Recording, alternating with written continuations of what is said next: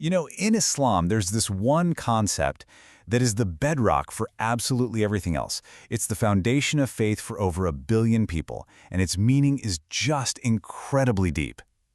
So today, we're going to dive into Tawhid, the profound belief in the oneness of God. So, have you ever really stopped to wonder what that word, Tawhid, actually means?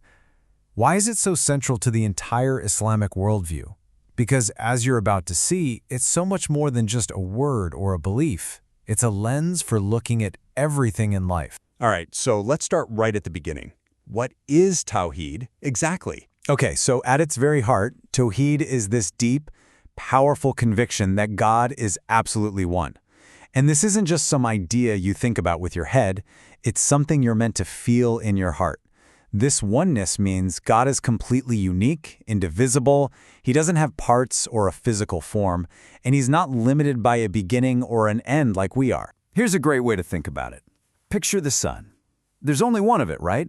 But it's light, it's warmth, that reaches everywhere. It's a simple way to help wrap your mind around this idea of a single, all-encompassing, divine presence. And this isn't just an interpretation, It's spelled out right there in the Quran. This chapter, Al-Ikhlas, is one of the most famous, and it defines Tawhid so perfectly.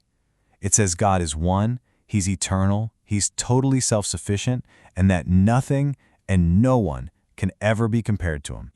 Sometimes the best way to understand what something is to understand what it's not. And in Islam, the polar opposite of Tawhid is a concept called shirk. And wow, when you put them side by side, the difference is just night and day. See, Tawhid is all about having this direct, clear line to the Creator, a path that's meant to bring peace and hope. Shirk, on the other hand, is like putting static on that line. It's the act of associating partners with God, believing that something else, whether it's a person, an object, or even a concept, has divine power or can control your destiny. That's why it's considered the most serious sin, because it cuts off that direct connection. So you might think this is just about, high-level theology, but it's not. This one belief creates this massive ripple effect that flows from a person's private spiritual world right into their social values. Let's really break that down for a second. On a personal level, believing in Tawhid, that gives you this direct spiritual connection, which can bring a real sense of peace and hope. But then, look what happens. It just ripples outward from there. If every single human being was created by the one God, then it just logically follows that we're all fundamentally equal. And suddenly, that one idea becomes the foundation for justice, for mutual respect, and for this call to protect the dignity and unity of all humanity. Okay, so to go a level deeper, scholars have actually broken down Tawhid into 3 distinct parts. They all fit together, but looking at them separately really helps us get the full picture. And you'll see they build on each other in a really logical way. First, you've got Tawhid al-Rububiyyah. This is the core belief that God, and only God, is the creator and the one who keeps everything going. Simple enough. But if you believe that, then the next step is Tawhid al-Uluhiyyah, the idea that because God is the only creator, he's the only one worthy of our worship. It follows, right? And finally, you have Tawhid al-Asma wa Sifat.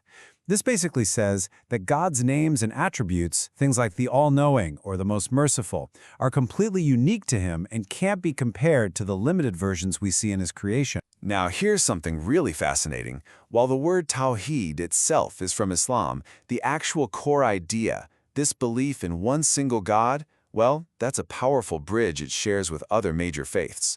When you strip it all back, Judaism, Christianity, and Islam, they all stand on this same fundamental ground, a belief in one unique God. The idea that God created the entire universe, that he governs everything in it, and that he is the source of all goodness and mercy. It's a really profound point of connection between these faiths. So at the end of the day, Tawhid is not just some dusty idea in a book. It's meant to be a living, breathing part of your life, a guiding principle that actively shapes how you act, the choices you make, and your whole perspective on what's to come. And that really brings us to a final question, something for you to think about. If the whole point of Tawhid is to have a direct, pure, unfiltered relationship with the Creator, with no one and nothing in between, just think about how embracing that might totally change your outlook on life, on the challenges, on the joys, on everything. It's something to really reflect on. Thanks for joining me on this explainer.